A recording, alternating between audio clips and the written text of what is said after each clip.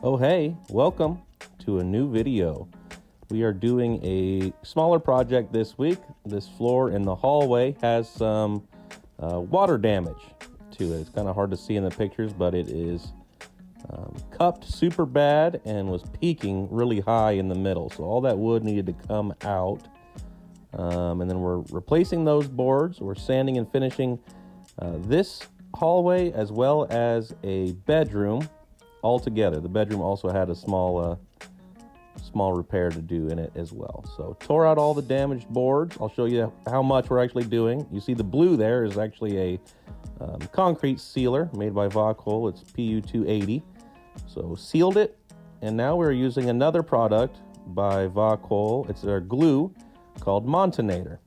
So that is a super strong glue. I think I've used it in a few projects in the past before on my channel. But I thought it was a good opportunity to use it again. So here we are, gluing these boards in place.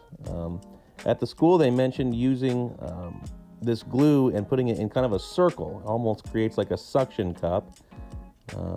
And seems to hold the boards down really well. So here you see me doing the repair. In a few minutes, you'll see me start to sand it and start getting this floor back to square one. These last couple boards, I kind of had to fight them in to get them in there a little bit. It's tight fit there, but was overall happy with how the repair came out.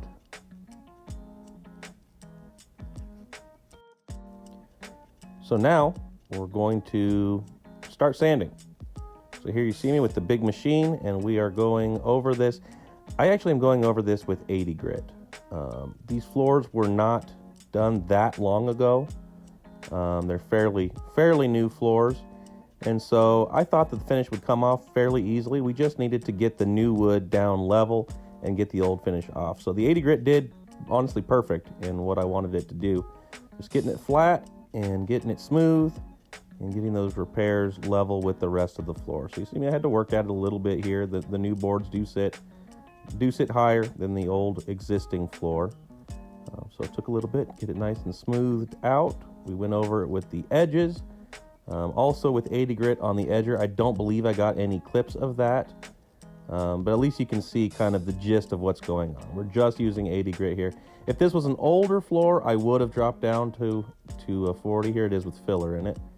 I would have dropped down to 40 if it was an older floor, but because it's fairly new, I thought 80 would do, and it did a nice job. So after filling, here I am going over it again, getting that all cleaned up. And I'll show you some clips, I believe, too, of the other room. Just some quick sanding clips. There's a small repair kind of going into the closet there.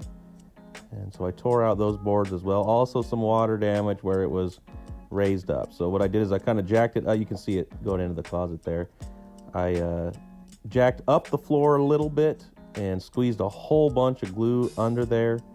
Replaced the boards using still Montonator, and then put a ton of weight on it overnight, letting that glue solidify. So it held it down nice. By the next morning, we were ready here to start sanding and finishing. And here you see me doing that. So here, I think this is the last clip of me sanding. I didn't get clips of everything. Obviously, I pulled the corners, and then we buffed the entire floor with 100 grit screen. So once that was all done and cleaned up, it's time to coat.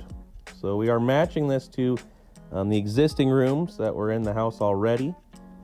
And so we're using Bona Dry Fast Sealer. So going over the entire floor with that sealer. And then I'm gonna kind of let you watch in real time how I coat floors. After buffing and vacuuming, it's time to coat. And so here I am. I always do these kind of super sped up, but I'm just gonna let you watch the rest of the way. This is me actually coating the floor real time.